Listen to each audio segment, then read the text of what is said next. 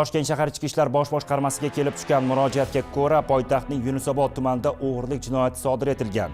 Ma'lumotlarga ko'ra, tumanning 2-mavzesida joylashgan mas'uliyat cheklangan jamiyatidan noma'lum shaxs ichida 50 ming AQSh dollar miqdorida pullar bo'lgan seyfni o'g'irlab ketgan. Ichki ishlar organlariga kelib tushgan xabar asosida Toshkent shahar Ichki ishlar bosh boshqarmasi tezkor qidiruv xizmati Jinoyat qidiruv boshqarmasi tomonidan jinoyatda gumonlanganlarni aniqlash va jinoyatga jazo muqarrarligini ta'minlash maqsadida tezkor qidiruv tadbirlari o'tkazildi. Natijada mazkur jinoyat tashkilotchisi 1988-yilda tug'ilgan Bobir ismli shaxs, 2000-yilda tug'ilgan Sherzod va mazkur mas'uliyat cheklangan jamiyatida haydovchi lavozimida ishlovchi Abdurahmon ismli shaxs ham qo'lga olingan. Ma'lumotlarga ko'ra, mazkur jinoyat sodir etilishi va pullarni o'g'irlanishida mazkur mas'uliyat cheklangan jamiyatida haydovchi bo'lib ishlovchi Abdurahmon ismli shaxs ham qo'shtirnoq ichidagi yordamini bergan.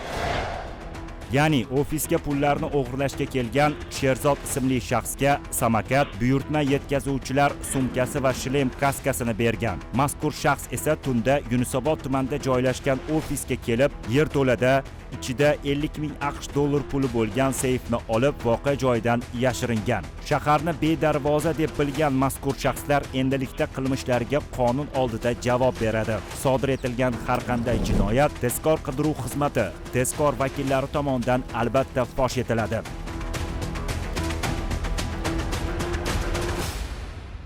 Kuni o'tirdik kafeda.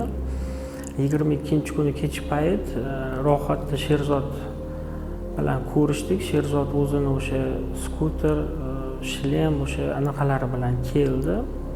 Hamma ma'lumotlarni ularga kelgan aytdim men. Keyin o'sha kuni kalitni so'rashsa kalitni berdim ularga. Kalitni bergandan keyin oradan 3 kundan keyin ular kalitni menga qaytarib berishdi. Seyfni qayerdaligini so'rashuvdi, aytdim seyfni qayerdaligini, shunaqa podvalda deb.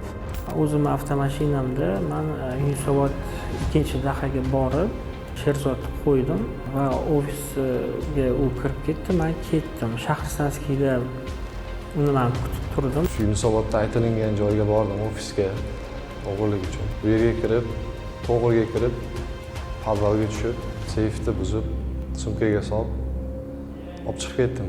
U Shahrsanskiyga keldi va men seyfni oldim. Men 4 mingni oldim, Malika bozorini oldida.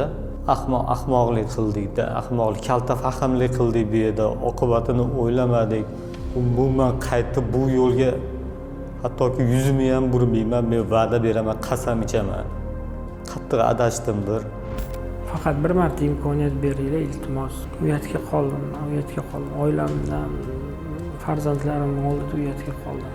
Hurmatli prezidentimizdan kechirim so'rayman. Xalqdan, oilamdan, farzandlarimdan. Hozir qattiq pushaymondaman. Prezidentimdan, xalqimdan kechirishlarini yana bir marotaba so'rab qolaman. Mazkur holat yuzasidan Yunusobod tumani Ichki ishlar organlari faoliyatini muvofiqlashtirish boshqarmasi tergov bo'limi tomonidan O'zbekiston Respublikasi Jinoyat kodeksining 169-moddasi bilan jinoyat ishi qo'zg'atilgan. Mazkur moddaga ko'ra sud hukmi bilan 15 yilgacha ozodlikdan mahrum qilish jazosi nazarda tutilgan. Qonun ustuvor, jinoyatga esa jazo muqarrar.